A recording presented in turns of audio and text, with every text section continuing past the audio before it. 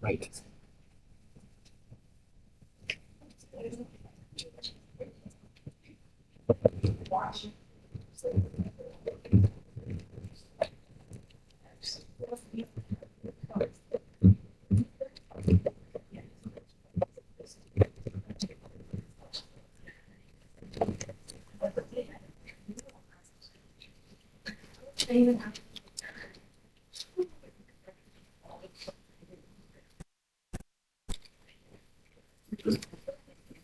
Alrighty. Cool. Okay. So, hello.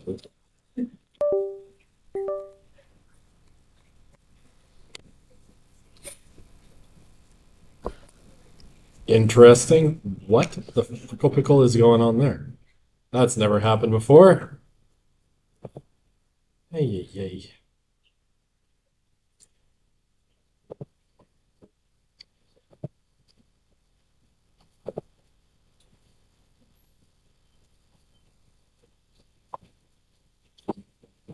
Okay, I'm gonna get started in a sec here. I'm just gonna reboot PowerPoint really quickly because Slido is not working.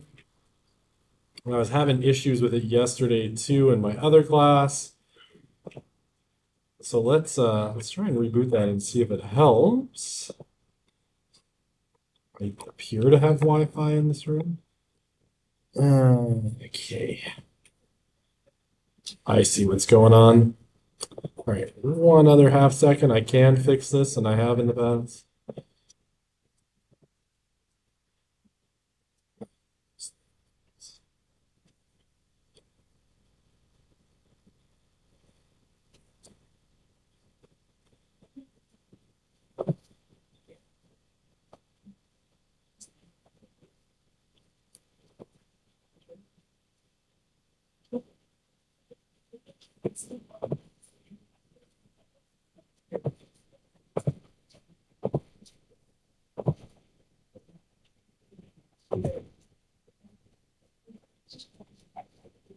Okay, well, I attempted to repair Slido and whatever has gone wrong with it for the second time in 2 days. I'll just get started here.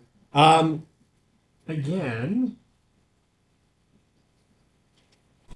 um, midterm is coming, and basically, I should have them back to you sometime during reading week. Like it's on the agenda.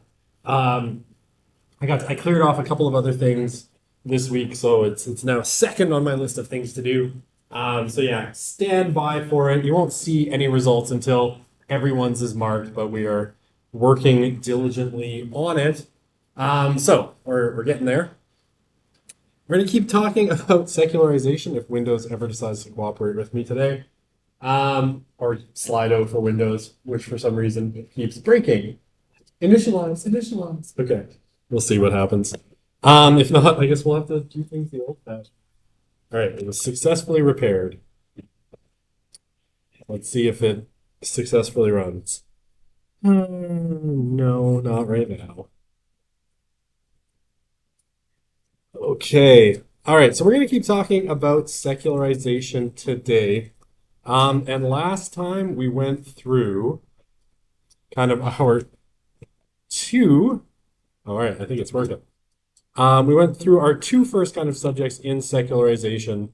So we talked about the inherited model of secularization, and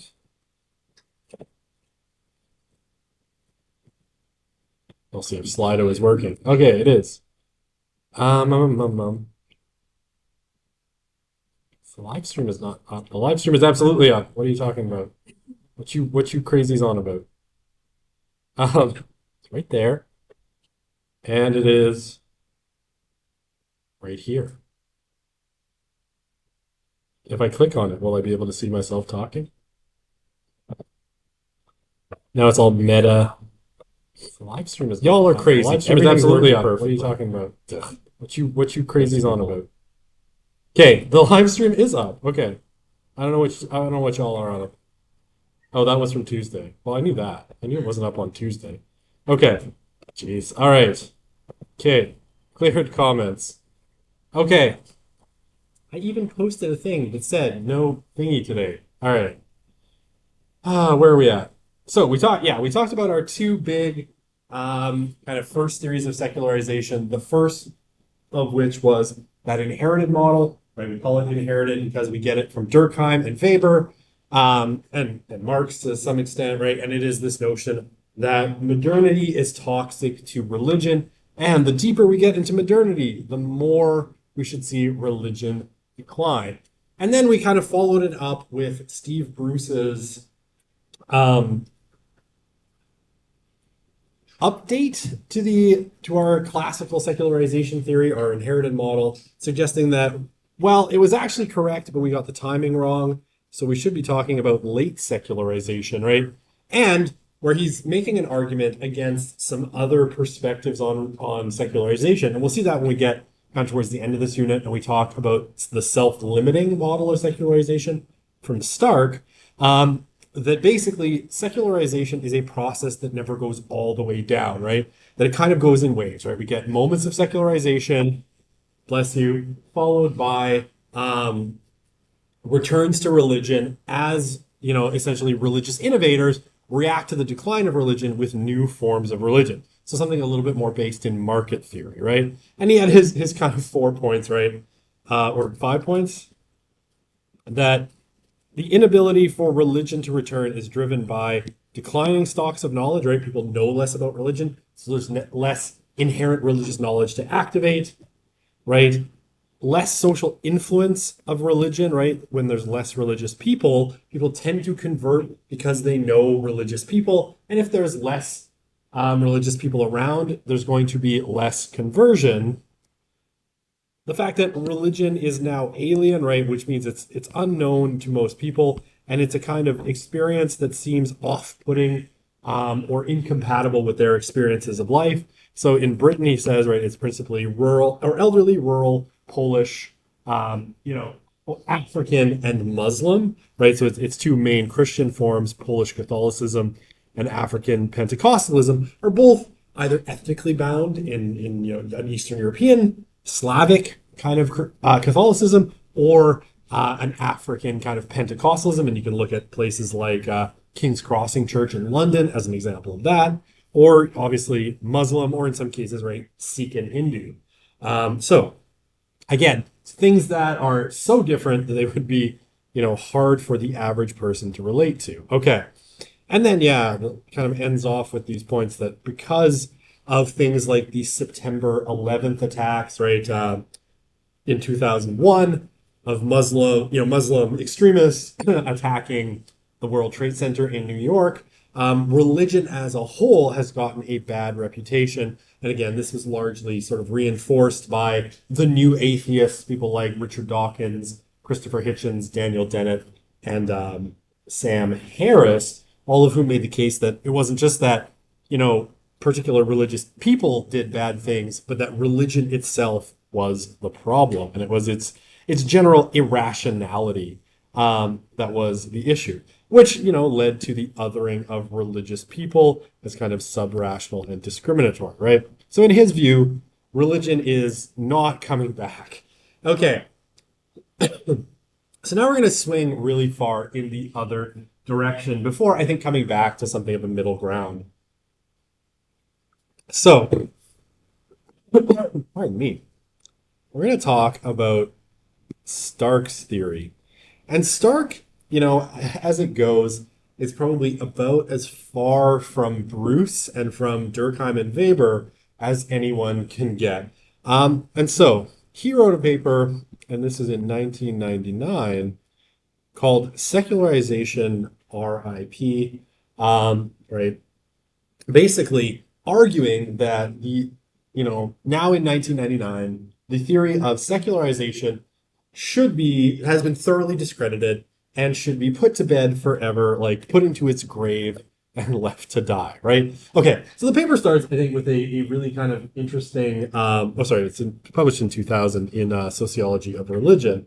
Um, he's responding to this comment basically by Peter Berger in 1997, where Berger, again, we talked about Berger and how influential he was kind of in the mid 20th century in sociology of religion with the sacred canopy, right, which is a secularization theory.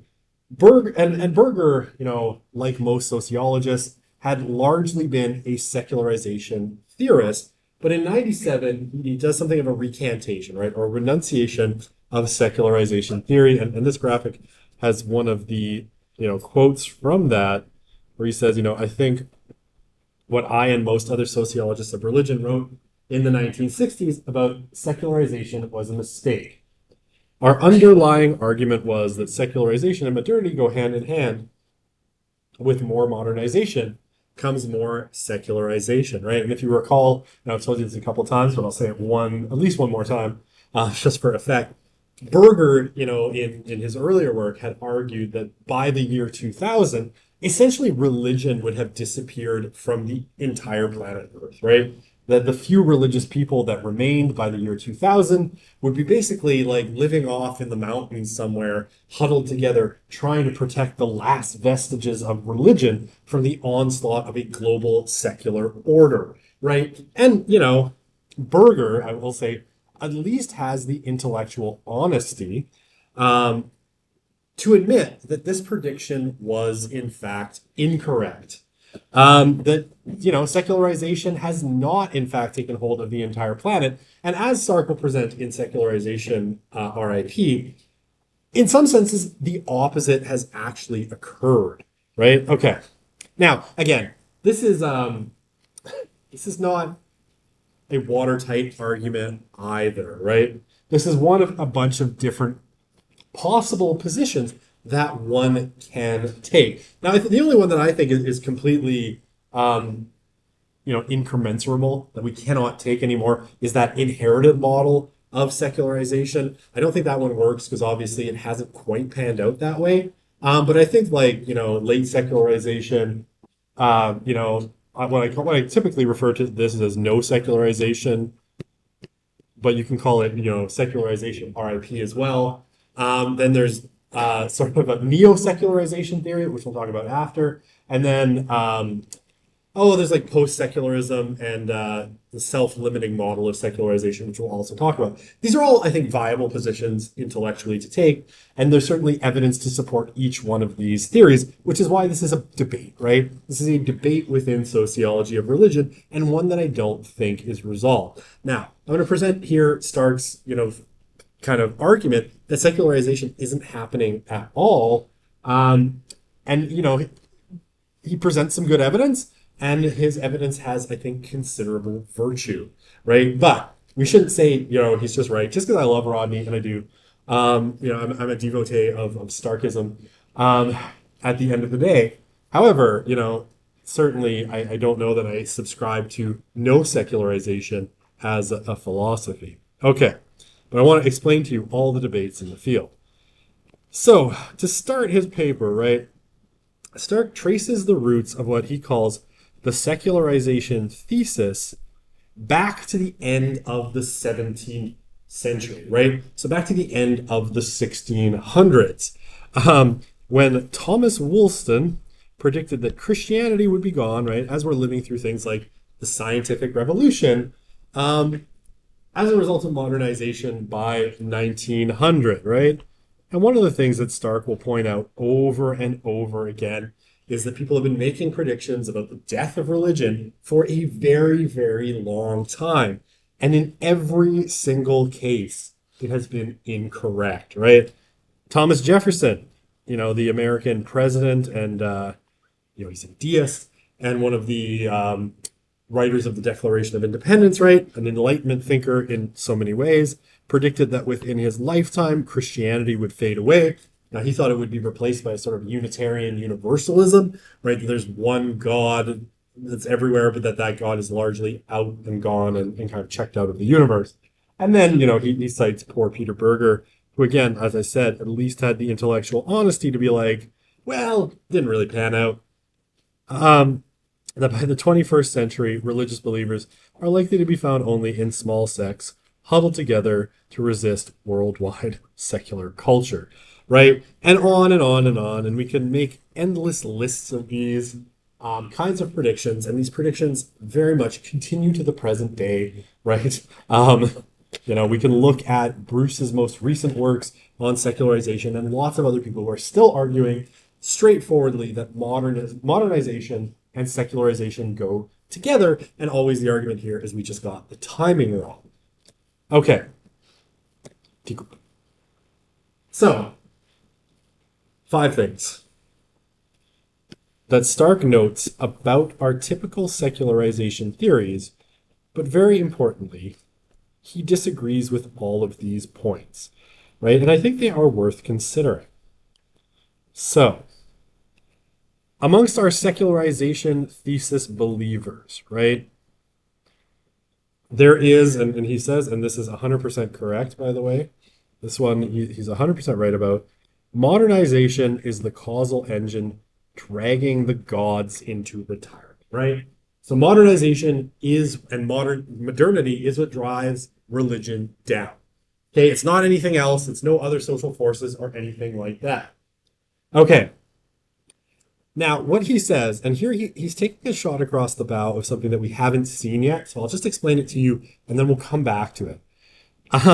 He says this isn't merely about institutional differentiation.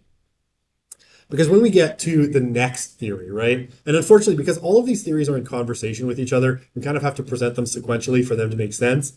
But Stark is largely talking back with this point to the next theory on our list, which is neo-secularization, right? Okay, so a lot of neo-secularization kind of thinkers, including Chavez, which is the example I've kind of cited, but there's others, basically will suggest, and this is what Chavez does in the piece that I posted for you, is that, well, secularization doesn't really mean no religion, it just means less institutional authority for religion, right? So, we get institutional differentiation, religion no longer plays as big a role, it's now something that exists only in the private sphere. Okay, so basically they say, okay, there's institutional differentiation. There can still be individual piety, right? People can still hold religious beliefs. But at the end of the day, what we're really interested in, and this is the whole thesis of Chavez's argument on how we fix secularization theory, is that it's about, a change in religious authority, right? Not religious piety, but religious authority, right? So, what Stark says, and actually, I have a lot of sympathy for him here, is that, I want my pen. Proponents of secularization theory have been kind of stuck in a funny place where, given that their predictions have failed, right, and continue to fail, while Stark is writing this, ultimately they are sort of stuck. Either they have to give up secularization theory, which they don't want to do, or because Stark thinks they have pre-existing ideological commitments that forbid them from doing so, or they end up shifting the argument, right? And so to someone like Chavez, he'll argue that you're just shifting the definition of secularization so that you could keep what is clearly a dead theory walking. This reference will make no sense to you because you're too young. It's kind of like Weekend at Bernie's, right? This is a film where two people, their boss dies, but because they still want the benefits of hanging out at his lake cottage, they prop up his corpse for the entire movie and kind of drag him around. And so they dress him up and they put sunglasses on him and they keep him going for, a weekend at Bernie's. And this is like what you could think of as the metaphor. I was over-explaining it, and the reference now is no longer useful.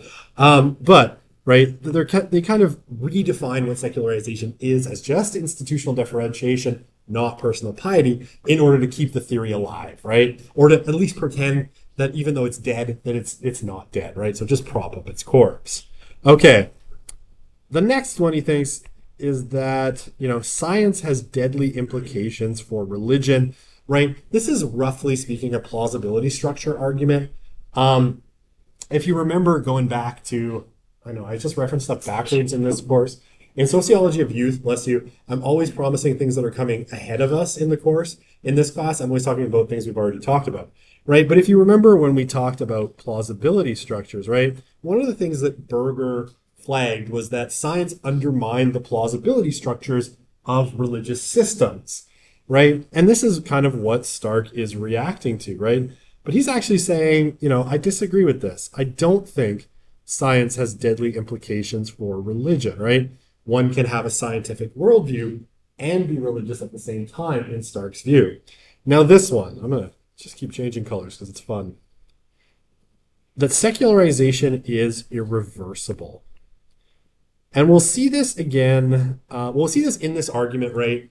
Because he's going to talk about some religious revivals that he saw occurring right around the turn of the millennium.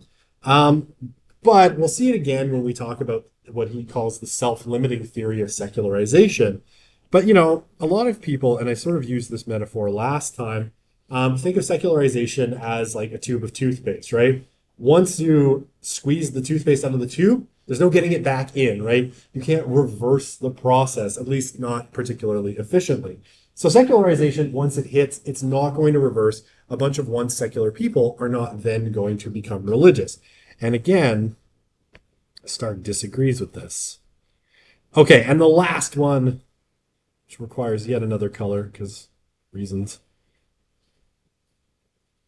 that this is not merely a Western phenomenon, right? So specifically, right, most secularization scholars have assumed, or thesis believers have assumed that the process that first occurred in Western Europe, right, as it modernized, would then be repeated exactly in the same way as modernization and modernity spread to other parts of the world, right? So like when India goes through its scientific revolution and its industrial revolution and modernizes and urbanizes and all of those things, exactly the same process should happen according to kind of traditional secularization believers, right? And he says, not so much. And we'll go through, in some sense, all of these things going forward. Okay. So,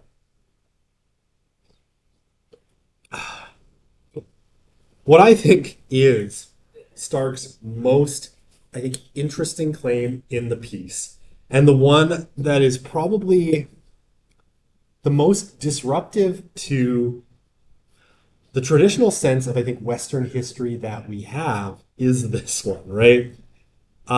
He says that even in Europe, there has been no significant decline in religiosity, right? And right from the piece, religious participation was very low in Northern and Western Europe many centuries before the onset of modernization, right? So this is a shot across the bow, in a sense, to all secularization theory. Because what he's trying to do here is undermine, this link. So what happened? Europe went through modernization,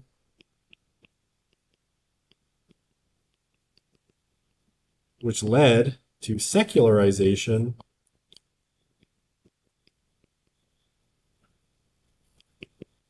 which confirms the equation that modernity is toxic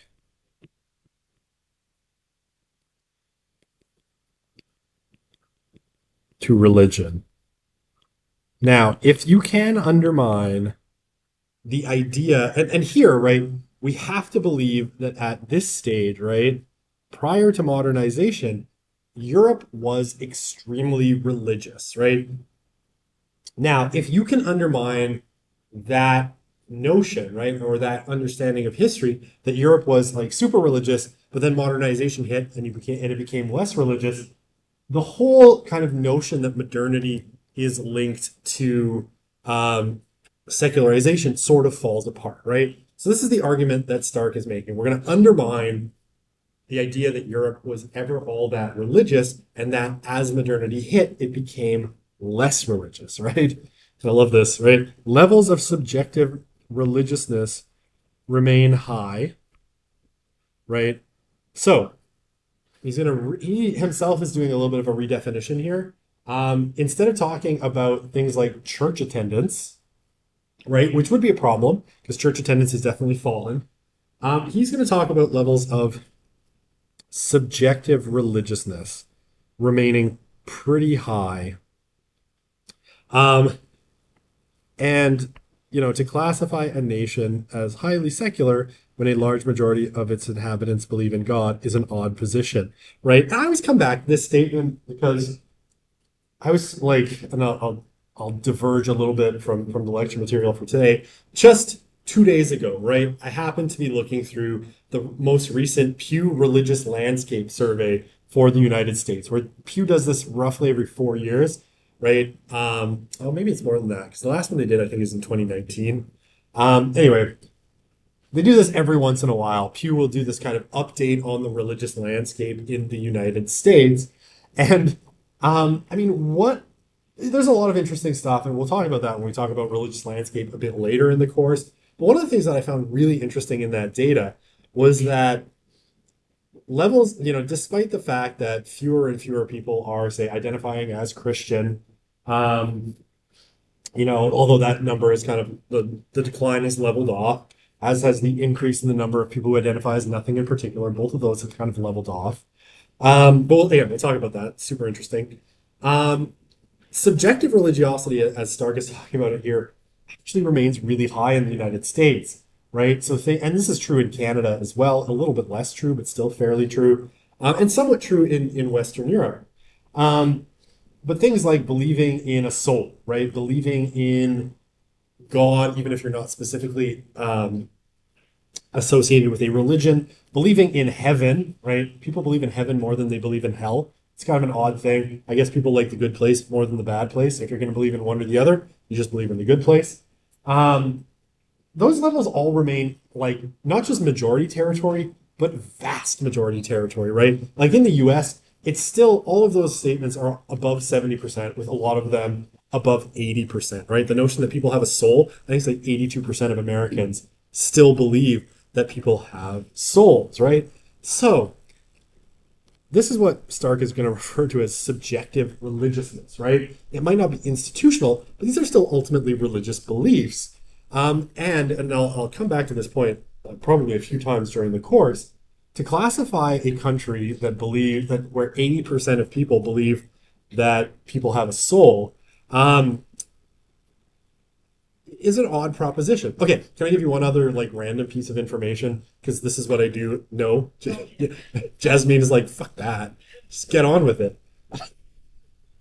Screw you, Professor Broussard. Move on. No, I refuse. I'm in charge. Why am I asking you a question? Um, what was I saying? No, I know what I was saying. I was looking at this other set of data, right, for my sociology of youth class, and they were talking about Gen Alpha, right? So our first kind of look at Gen Alpha. And it's still about 77% of Gen Alpha that believes it's either slightly or very spiritual. And it's something about 72% that say they are slightly or very religious, right? So people often say, like, Gen Alpha is a very secular generation. Stark would probably say, is it, right? Is it a very secular generation?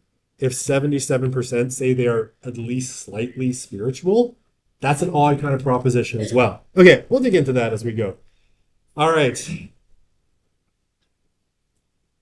So, one of Stark's big claims. Um, well, should I caveat it to start? Well, I'll caveat it after it. Okay. To prove his claim that Europe was always somewhat irreligious, Stark goes to a bunch of historical documents, right? Now, the case here is really difficult to make, specifically because, like, in the Middle Ages, depending on where you are, we either have decent records or really, really terrible records of things like church attendance, right? So we're dealing with a lot of anecdotals, a lot of historical documents that we have to be really careful how we use. Now, do I believe in Stark's ability to do this? Absolutely. I doubt nothing the man has ever done. That's not true, but whatever. It's funny to say. And when we get to something like after the next midterm, if my timing is correct, we'll talk about the church and his argument with Roger Fink in The Churching of America. He'll go back to 1776 and sort of try and reconstruct church membership at, the American founding. Regardless, right? And I will say, it's good enough that my buddy Ryan Burge, who again I don't know, but he's my best friend, and I will be his someday, I promise. Just wait. I use this stuff so much, that's why I call him my best friend. He cites it in his book on the American religious landscape too, right? Going back to 1776 and kind of reconstructing the religious landscape. Stark does roughly the same thing here for the Middle Ages by taking a bunch of kind of anecdotal historical documents and sort of using them as exemplars of what was going on. Okay, so what he cites is a bunch of examples of medieval Christian scholars and religious figures complaining largely about the fact that no one ever comes to church, right? In something that could be like, I have friends who are priests. They complain about the same thing today. So nothing ever changes would be the sort of Stark argument. Okay. What does he say? As for ordinary people, during the Middle Ages and during the Renaissance, oh, this is worth a highlighter. The masses rarely enter. That's an eraser. What a fool I've been. The masses rarely ever entered a church, and their private worship was directed towards an array of spirits and supernatural agencies, only some of whom are recognizably Christian. Now, this is a really interesting argument because subsequent work on questions like this has shown that what seems to have happened in large swaths of Europe is as Christianization came, they sort of Christianized a lot of their local deities, right? So, the local water spirit became Saint Christopher or something like that. And they continued devotion to this same idea, but under a kind of Christian aegis. And Christianity is really good at doing that, of kind of grabbing a bunch of cultural elements from other religions and integrating it into itself, right? And so, what Stark will say is a lot of the worship of pagan gods sort of continued well into the Christian era, just under the sort of light aegis of Christianity, right? Now this one I like, I'm going to go back to the pen here, suggests that many priests could not even properly perform mass because they neither spoke nor understood Latin. In the Middle Ages, we had this big problem in the Catholic Church. It was called simony. And I can't remember how to spell it, so I'm not going to try. But simony was basically it was considered a sin, and it still is actually. But it was basically buying church office, right? So in the Middle Ages, there was a lot of families with a lot of extra sons, and they wanted something for their son to do. Typically, only the eldest son inherited the parents' estate, if you were a noble, and the rest had nothing to do. So parents would sometimes pay the local Catholic bishop to ordain their son as a priest, and then that son would have a job, right? Parents doing the same thing they do now sometimes. That son would have a job, and because the state largely supported the church, right, they would have a kind of a steady income. But most of these people didn't actually want to be priests, right? And so they couldn't speak or read Latin, so they couldn't actually do the mass. And an extensive survey of parishes. Oh, sorry, this one. Many parishes in medieval Europe had no pastor or absentee pastors. So a lot of these young people who had purchased their church office, right? So they had paid to be appointed or ordained a priest, took the money and never showed up to work, right? Which doesn't sound so bad in some ways, right? Work from home, if you will, right? An early form of work from home, right? So nobody ever showed up to these churches, so they remained largely empty. Or sometimes, and there's actually lots of medieval records of this, they were used for all kinds of things. Like if you needed to keep your cattle or sheep from freezing in the winter, you just busted open the doors of the church and let them inside, because the church could be heated more easily than the outdoors, right? So, they were used as barns in the winter and all sorts of things, right? Okay, so we have a big problem of simony in the Middle Ages, right? When we get to kind of what is it? Not the post-Reformation, the counter-Reformation, right? So in the 16th century, we get the Protestant Reformation, and then the Catholic Church goes through a process of counter-Reformation, starting with the Council of Trent. And one of the things that the Council of Trent does, because they sort of cue in on this problem, is they're like, okay, we're going to establish a seminary system.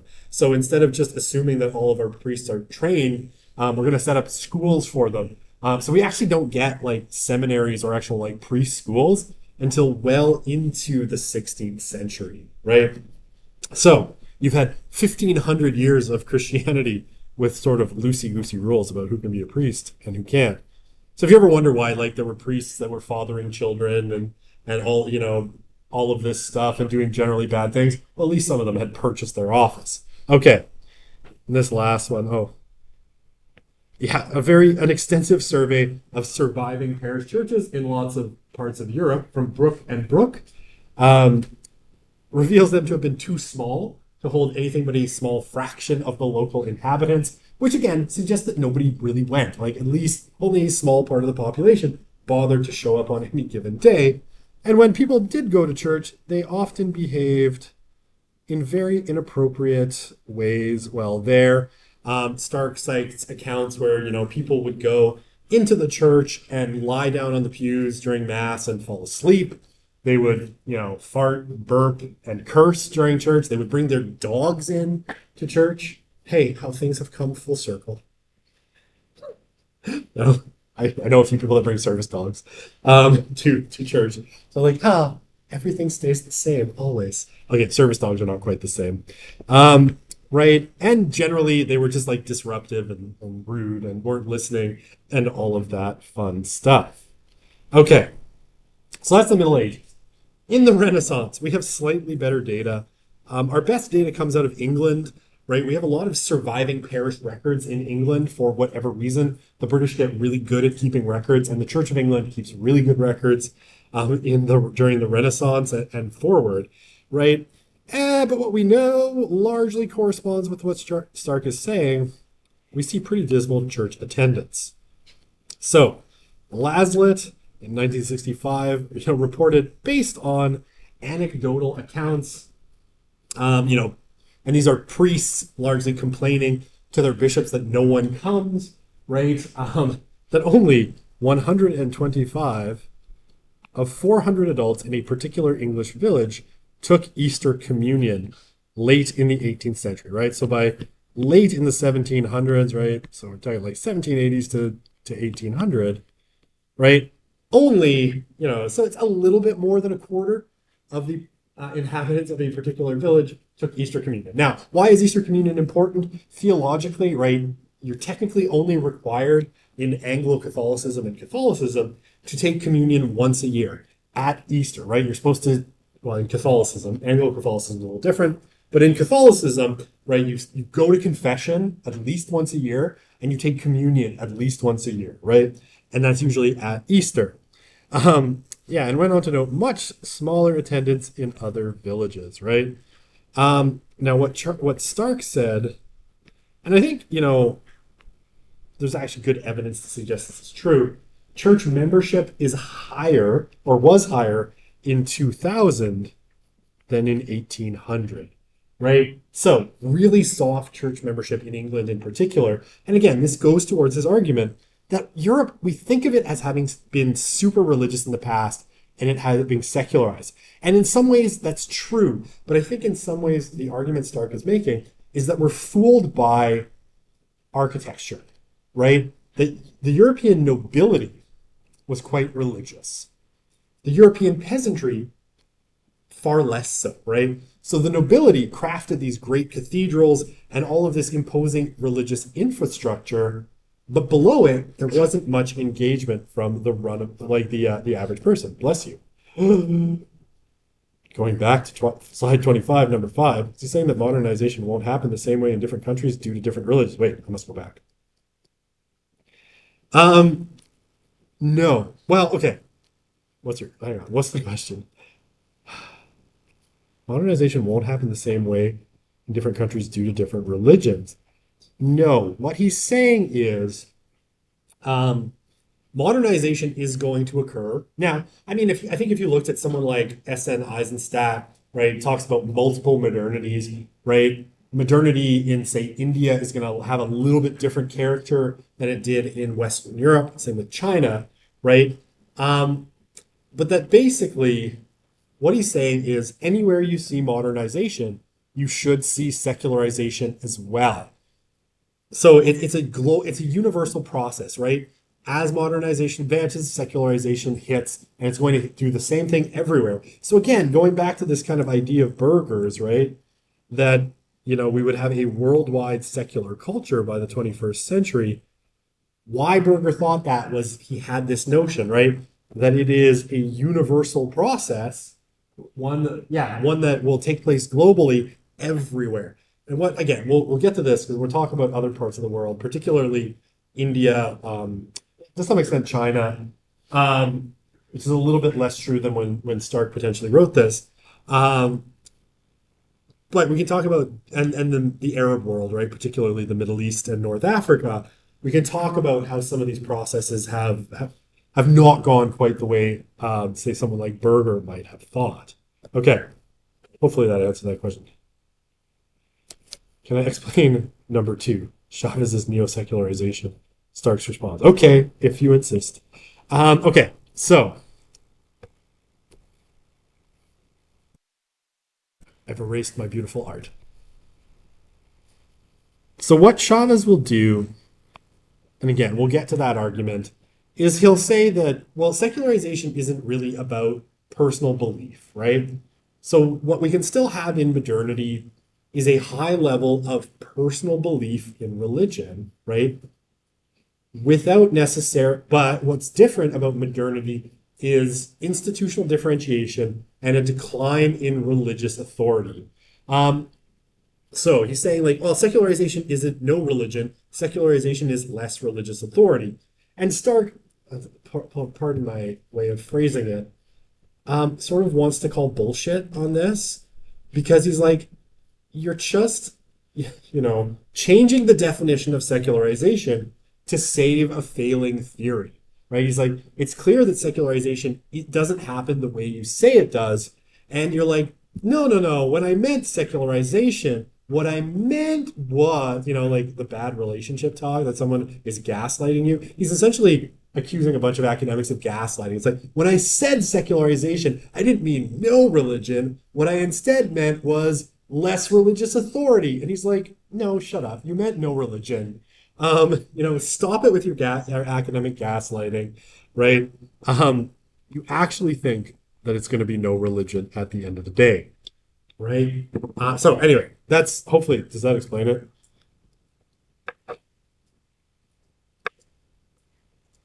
I did say that, I suppose. We'll personalize it. Who knows? We say things. Do we always mean it? Who can say? Didn't we all? Because we were all the West, right? And we were all Catholic at that point. Let's go. I also know a lot of priests, right? So I don't know if that tells me anything. I could probably call one. Oh, I left my phone in my office. I could call Father Warren if I had my phone. Or I could call my friend Anton, who's also a priest, but in the Netherlands. So I don't know if that tells you anything. Um, I haven't talked to him in a bit.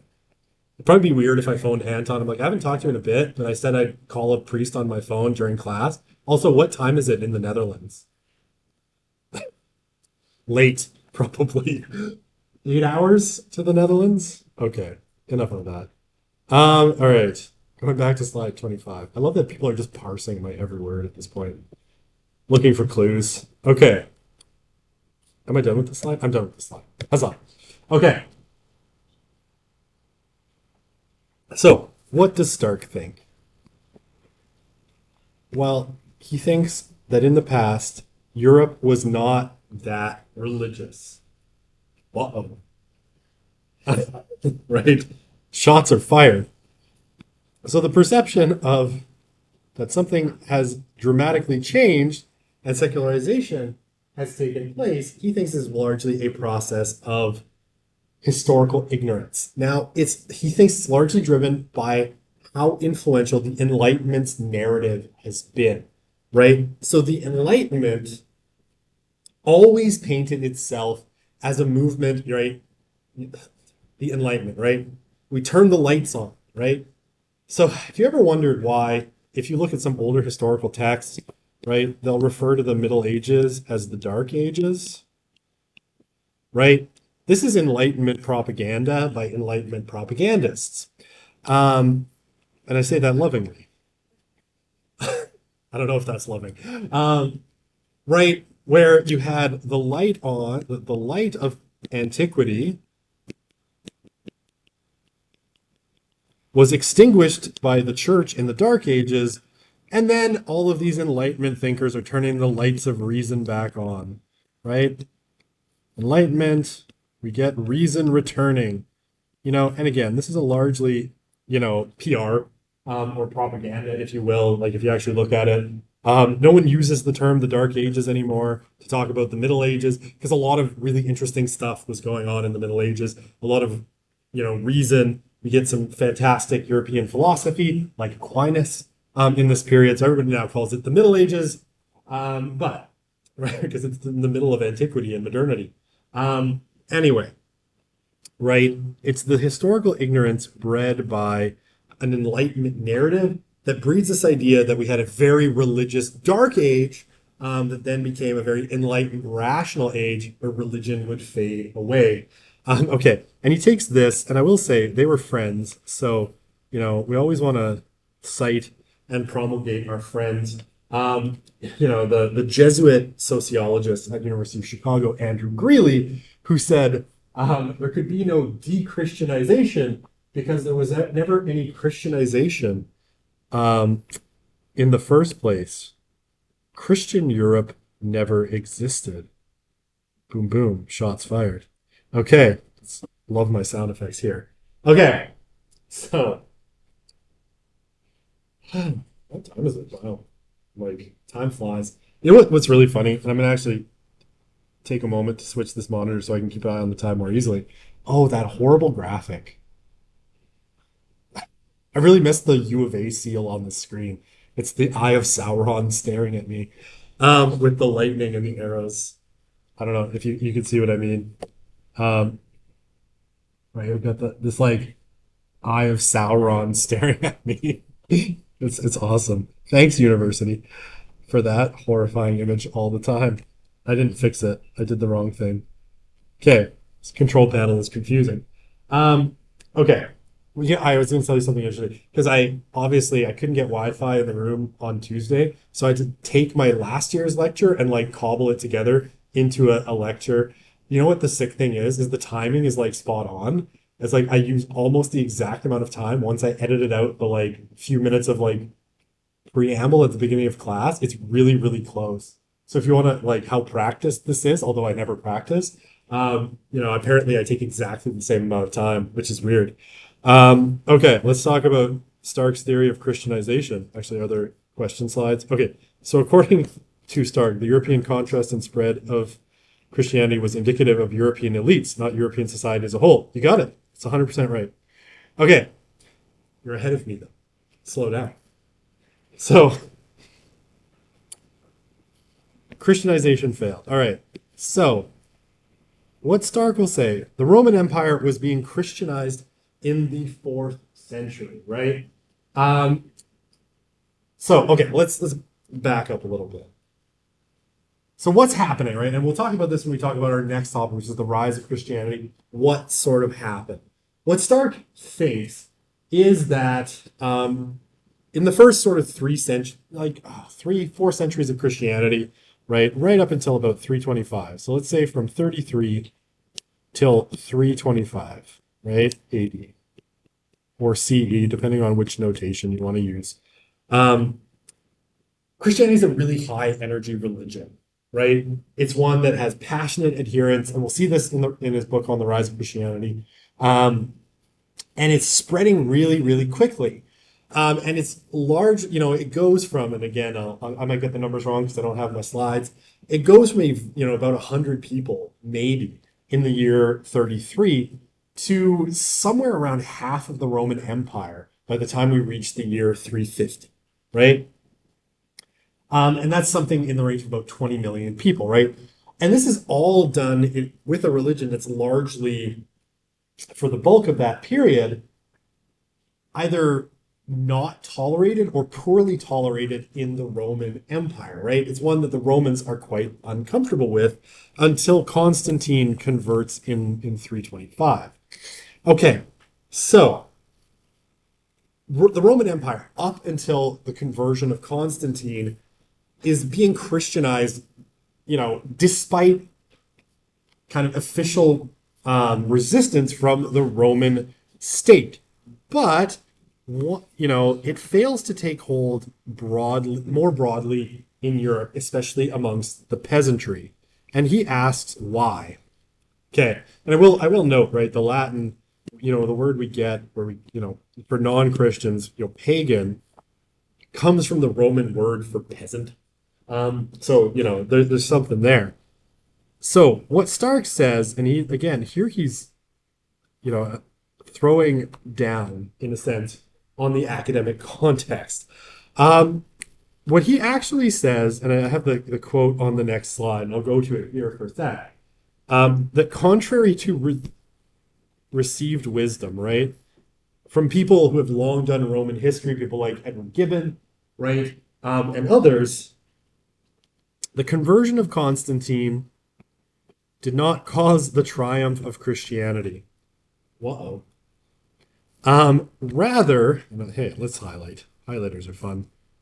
It was the first and most significant step in slowing its progress, draining its vigor, and distorting its moral vision.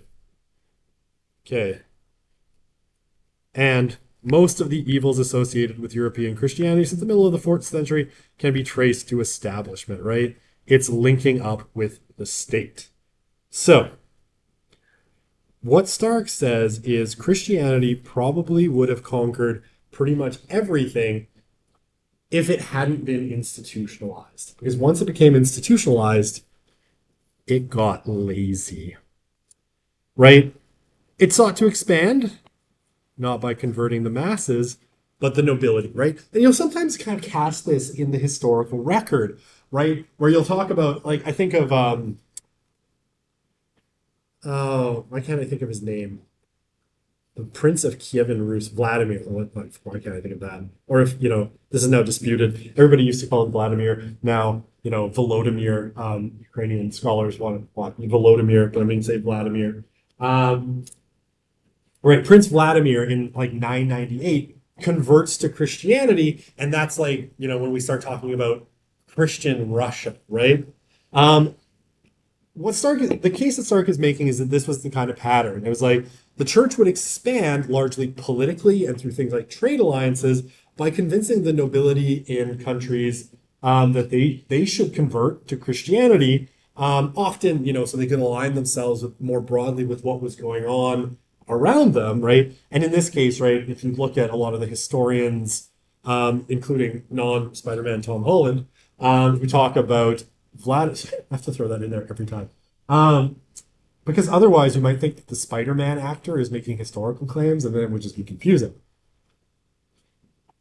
It would suggest that, the Russian Orthodox Church has this great story about how, they sent emissaries to Rome and they weren't satisfied with Western Christianity, and they sent them to the Muslims of the Bulgars of the Volga River region, and they didn't like the Muslim religion either. But then they went to Constantinople and they were like, we are transported into heaven itself by the smells and bells of Eastern Orthodoxy. And Tom Holland, not Spider-Man, suggests that actually this is the alignment with one of the superpowers of the era, right?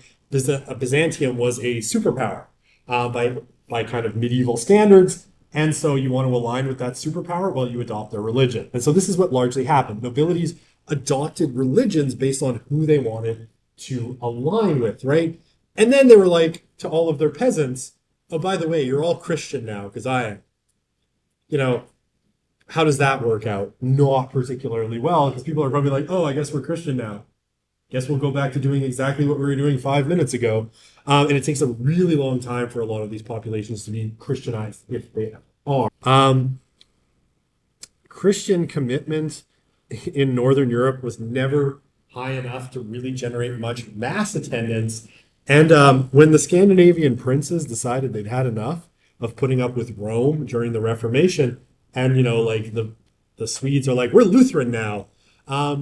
There weren't wars of religion in Sweden over becoming Lutheran. People were like, we're Lutheran now? I guess we're Lutheran now, right? Didn't care, right? It wasn't a big deal. Like there's a little bit, but nothing like roiling wars of religion that you might expect. Okay. I should get a soundboard for my lectures. For what? What? I'm gonna assume it's for my sound effects. That would be handy. And then I have to memorize what the keys do and all that stuff. It'd be awkward. Okay. Well, yes, you got ahead of me, and now I've made that argument. Cool. All right. So, okay, that's it, right? So that's basically the argument, right?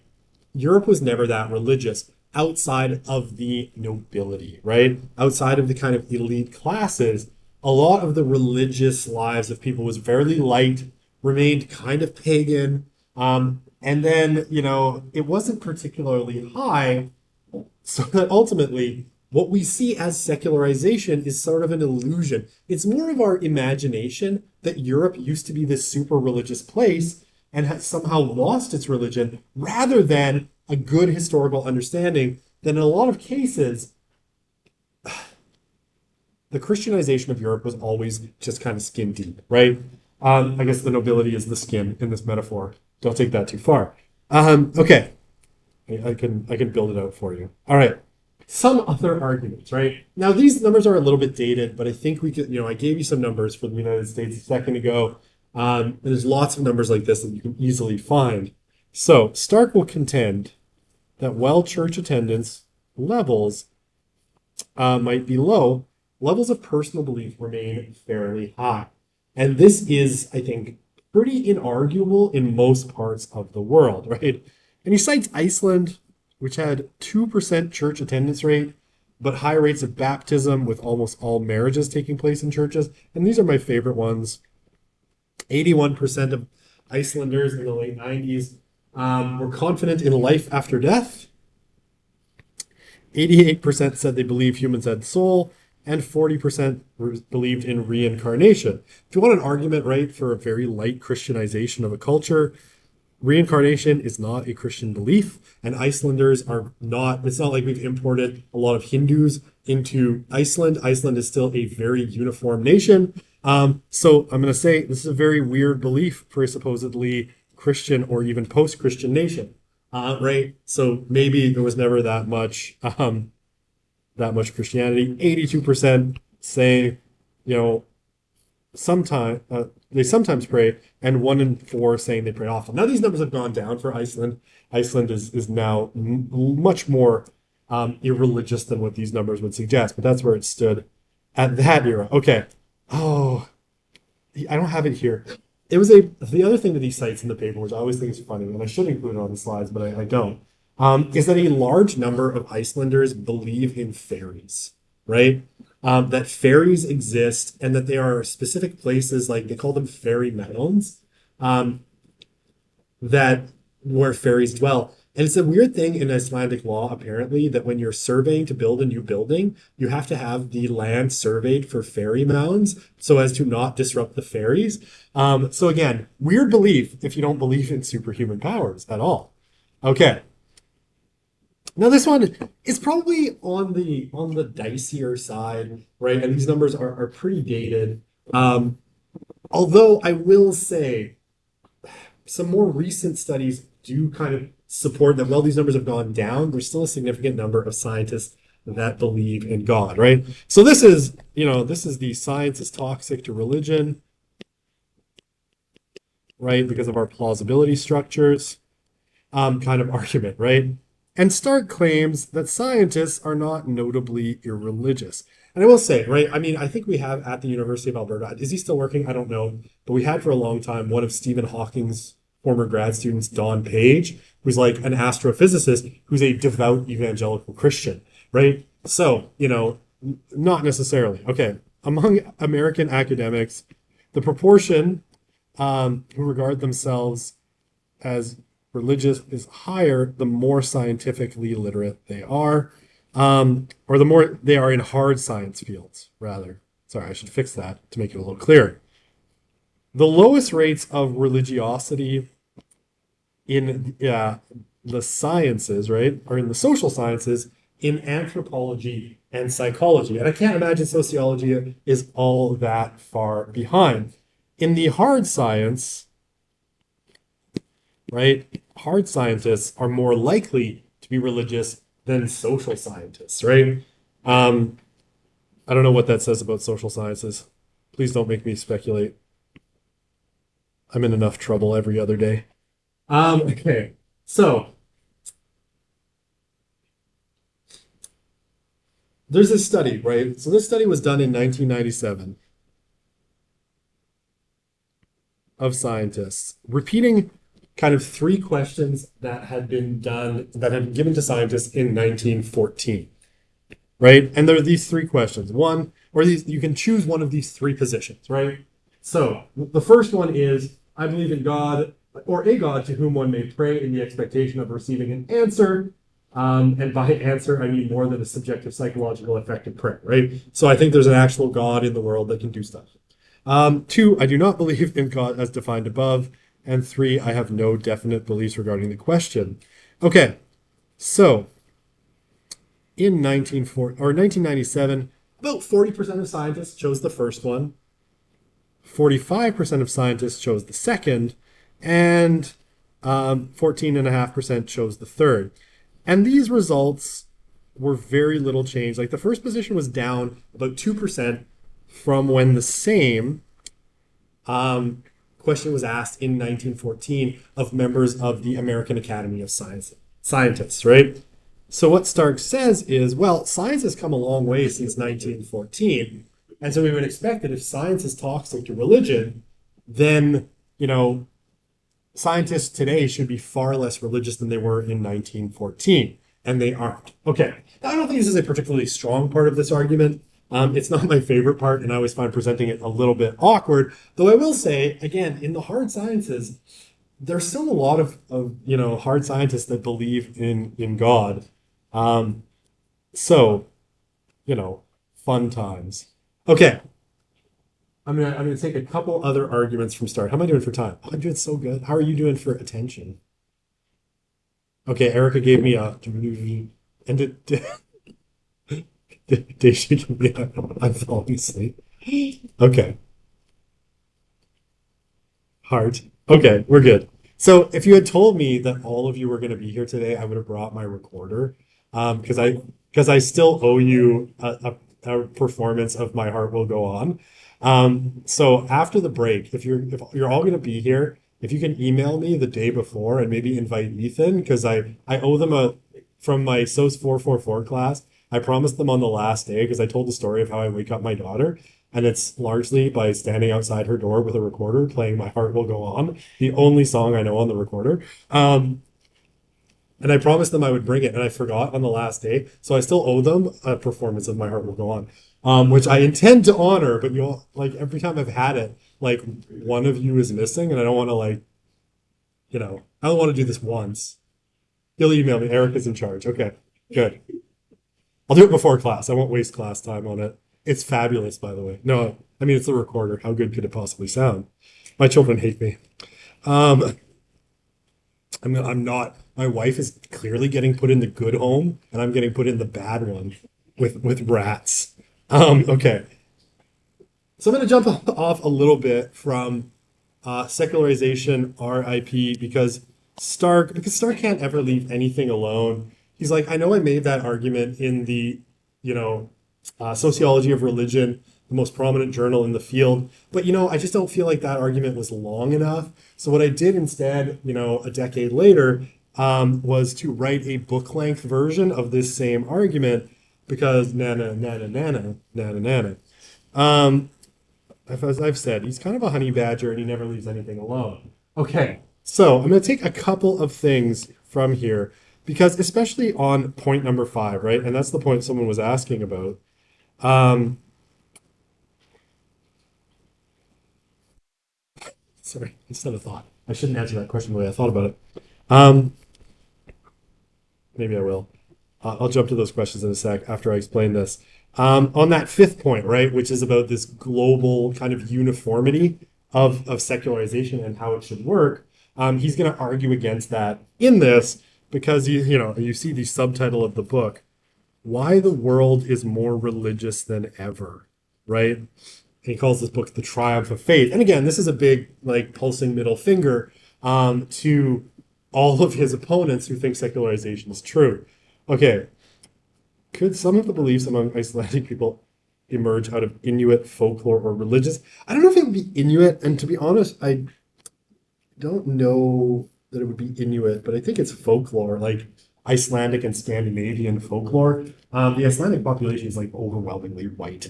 Um, and blonde. I think the last blonde person on Earth, if demographics continue, will in like 2200 be in Iceland. The last, blue-eyed, I was going to say blue-haired, but I meant blue-eyed, blonde-haired person will be either in Iceland or Finland because they're fairly isolated populations. Can I please speculate about why social scientists are less religious than hard scientists?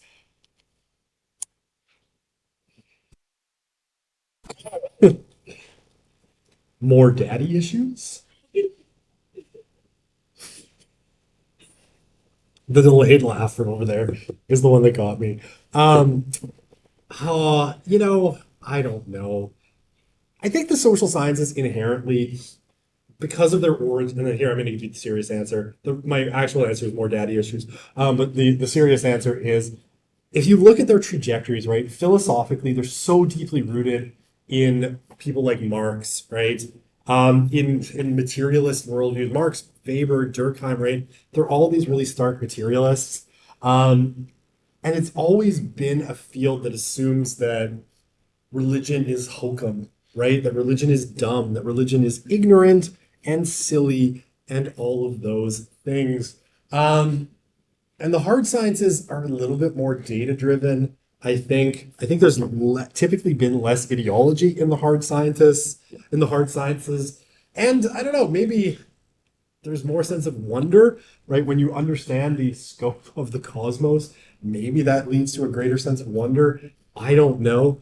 But I suspect there's an ideological component. And I will say, in a lot of cases, the academy is quite like the social sciences part of the academy is quite self-selecting. And it is not always easy if you are an openly religious social scientist. Like look up Mark Regnerus and he gets accused on the regular, even when he does good methodological work, of being a shill for the Catholic Church just because he happens to be Catholic, right? So, it could be that. That would be my speculation moving forward. Okay, so some important terms from start. And again, we're not, these are, I think, are less precise terms than, let's say, what Christian Smith uses. I have 11 minutes. Oh my goodness gracious, how the time flies when we're talking about my buddy Rodney Stark. Okay, a little bit less precise, well, because we don't use this term as much, and I like the way Christian Smith phrases it as superhuman powers better than supernatural. But Stark phrases it like this, and like I said, he's not perfect. Um, Talks about supernatural, refers to forces or entities beyond or outside nature, having capacity to suspend, alter, or ignore physical forces, right? And he talks about different forms of supernaturalisms, right? So things like astrology, spiritualism, and fortune telling are all forms of belief in some kind of supernatural, I guess, reality that exists, right? Religion is a form of supernaturalism that typically postulates the existence of gods, conceived of as supernatural beings or having a consciousness and desires, right? I should put this as one of my definitions of religion on that first midterm. Actually, maybe I'll go do that after class. I'll add a question for next year's class. That one, where does that fall? What kind of definition of religion is that? No, you don't have to answer right now. I have too much to do. So he splits religions into two categories. And this is a really important distinction in his assertion that the world is more religious than ever. Okay, we've got our churched religions, which would be that very familiar form of religion that most Westerners are used to, right?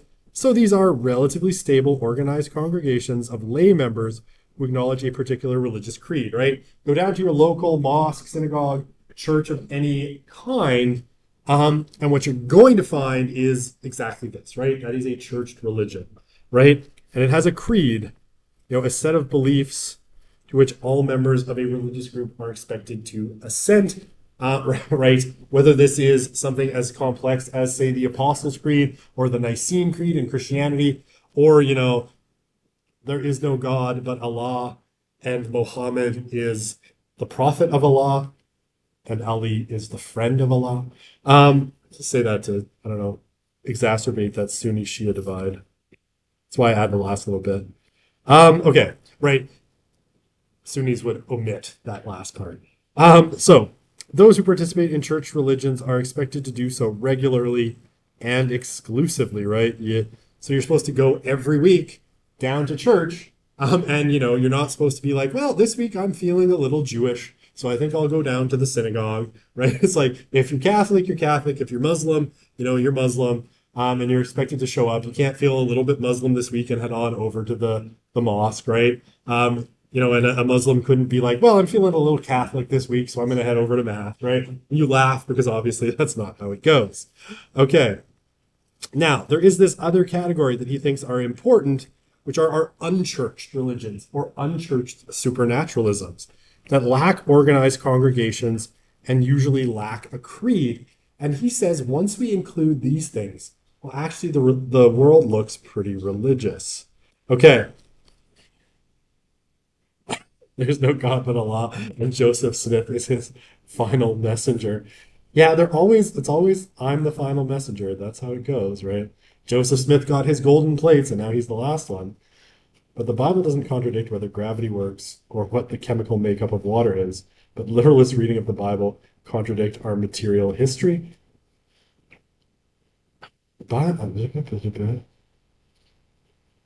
Literalist read. Okay, sure. I mean, literalist readings of the Bible would contradict material history, right? That's fair, I suppose. If you read it literally, right? Yes. The world didn't emerge in 6 days. I'll leave that to my friend Dennis Lamoureux, who teaches a science and religion class. There's a lot of Christianity has largely, since the beginning, relentlessly allegorized, the early parts of the Bible. But again, not a question for a sociology class.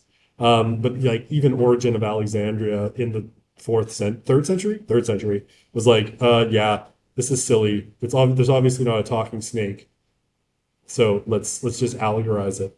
There's no God but Allah and Joseph Smith. She's looking for a fight, aren't you? Okay. So World Values Survey data. Oh, okay. Piper gave me a shrug. So it's like, it's okay. This isn't hard, right? So globally, 81% claim to belong to an organized religious faith, right? So this is as of 2014.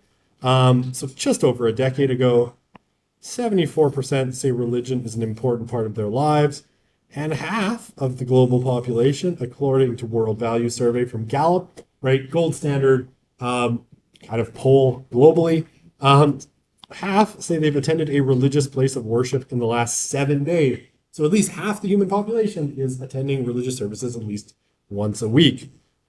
Over half believe that God is directly involved in things that happen in the world, and in very few places do we have atheists exceeding 5%, and only in Vietnam, China, and South Korea do they exceed 20%, right? These ones being officially communist countries, and South Korea is South Korea. Just an odd place. Super fascinating. I love South Korea. It's also the place where we're seeing like all of the freaky new religious movements emerging from. globally, and they like spread out of South Korea. And I'm like, what is it about South Korea?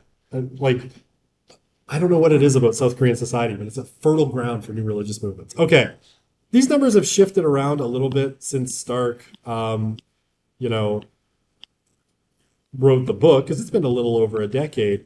But roughly speaking, right, as of 2014, about a third of the human population was Christian, a little over a fifth was Muslim. Hindus were 16%, Buddhists 8%, 0.2% were Jewish, other, were 2%. And then, the secular or atheists or nothing in particular were about 19%, right? So overwhelmingly, of the human population, the majority remain religious. Okay, if we exclude China, right, and there's reasons to do this because getting reliable numbers on religion out of China is really, really hard because China, because the government is this kind of not friendly to religion and not friendly to outside pollsters coming in and surveying the Chinese population. So if we exclude China, right, we have almost 40% of the global population other than China is Christian, 31% Muslim, 23% Hindu, 5% Buddhist, zero point 0.1 or less than 0.1% Jewish, or more than 0.1% Jewish, and then 2% other and 1% being secular, right? So man, you can see the work that China's doing in bringing up that secular number, right? Gotta give it to the Chinese. Ooh, highlighting from last year. How fun. Okay. Stark claims that today the world is far more religious than it was in 1950.